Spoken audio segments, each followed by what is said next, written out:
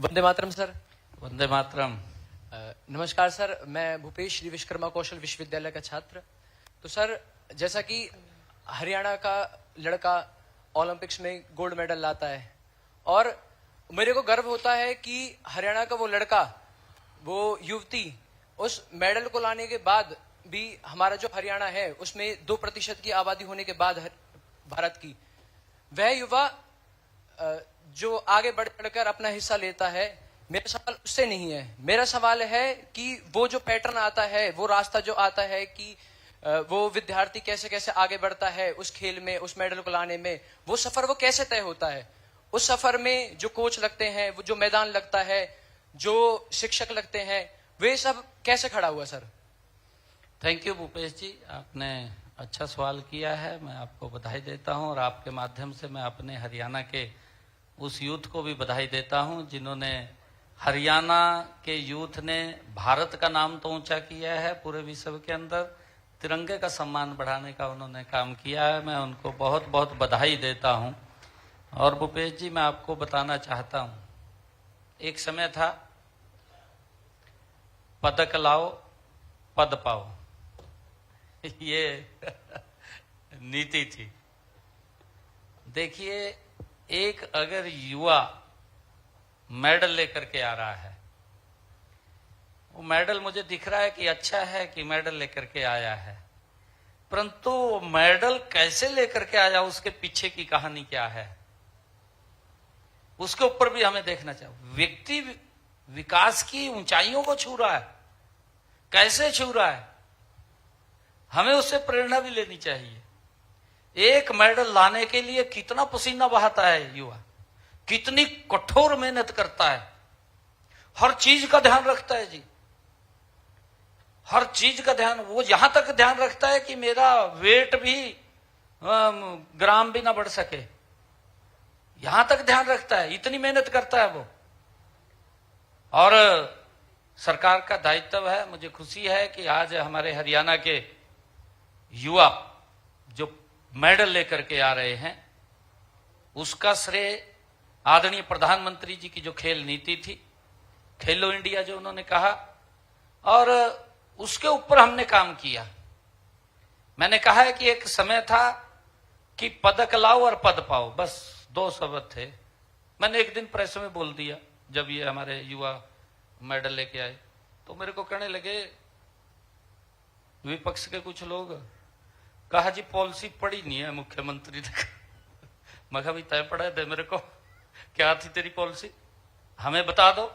परंतु zero ground से बच्चे को तैयार करना, प्रधानमंत्री जी की सोच है कि हमारा इंफ्रास्ट्रक्चर मजबूत होना चाहिए, जहां बच्चे खेलते हैं उनको खेलों का सामान अंतर्राष्ट्रीय स्तर का मिलना चाहिए। उसके लिए हम काम कर रहे हैं। हम हमारे जो खेल स्टेडियम है, लगातार आप लोग देख रहे हैं, खेल स्टेडियमों को मजबूत कर रहे हैं, नए खड़े हो रहे हैं। और उसके साथ साथ मैं आपको बताना चाहता हूं, उनके लिए कोचों की जो व्यवस्था आपने कही है। और जब हम खेल नर्सरियां हमने हरियाणा के अंदर खोली हैं जी, लगभग 1400, 1450, 1500 खेल नर्सरियां हरियाणा में चल रही हैं। 40,000 के करीब बच्चे उसके अंदर, खेल नर्सरी के अंदर, वो अपने कैरियर को आगे बढ़ा रहे हैं।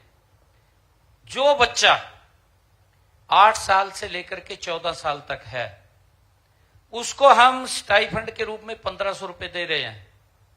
जो बच्चा 15 से लेकर के 19 साल तक है, उसको 2000 रुपए दे रहे हैं। अगर बच्चा हॉस्टल में रह करके अपनी प्रैक्टिस कर रहा है, उसको डाइट का भी 500 रुपए दे रहे हैं। ये सिस्टम अगर खड़ा हुआ है तो उसका परिणाम है कि मजबूत जो खेल नीति बनी है, उसका ये परिणाम है कि जब खेल होते हैं, अभी आपने देखा है जब ये गेम हुए 13 मेडल आए, 13 में से हमारे 7 मेडल हरियाणा का युवा लेकर के आया है। ये हमारे लिए बड़े गर्व की बात है। ये बहुत गोल्ड मेडल के अंदर बड़ी संख्या हमारा यूथ लेकर के आया है। और इसका मेन कारण है कि यूथ को वो सुविधा उपलब्ध कराना। हम उसकी तरफ भी ध्यान करते हैं कि वो गलत रास्ते पे न चला जाए, उसका भी ध्यान रखते हैं और उसको आगे बढ़ाने का काम, चाहे कोचिज की व्यवस्था, अंतर्राष्ट्रीय स्तर के ऊपर भी अगर कोच की आवश्यकता पड़ती है तो वो भी उपलब्ध कराने का काम हम करते हैं।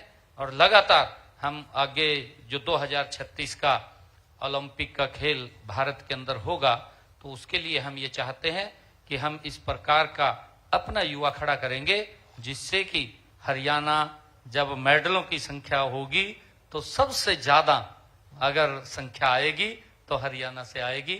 उसके लिए हम काम कर रहे हैं। हम उसके ऊपर नहीं छोड़ा यूथ को कि पदक लाओ और पद पाओ।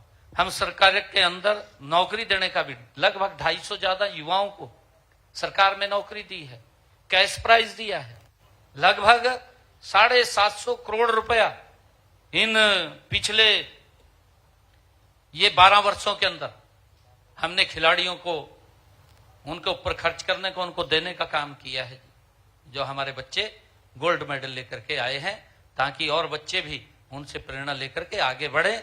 मैंने कहा है कि हमें मेहनत करनी पड़ेगी। जो गोल्ड मेडल लेकर के आ रहा है, जब तालियां बजती हैं तो तालियां उसकी मेहनत को बजती हैं, गोल्ड मेडल को नहीं, जो उसने पसीना बहाया है और पसीना बहा करके वो मेडल देश के नाम लेकर के आया है। मैं उन सबको बहुत बहुत बधाई देता हूं। सरकार उसके ऊपर गति से काम कर रही है। बहुत बहुत धन्यवाद सर।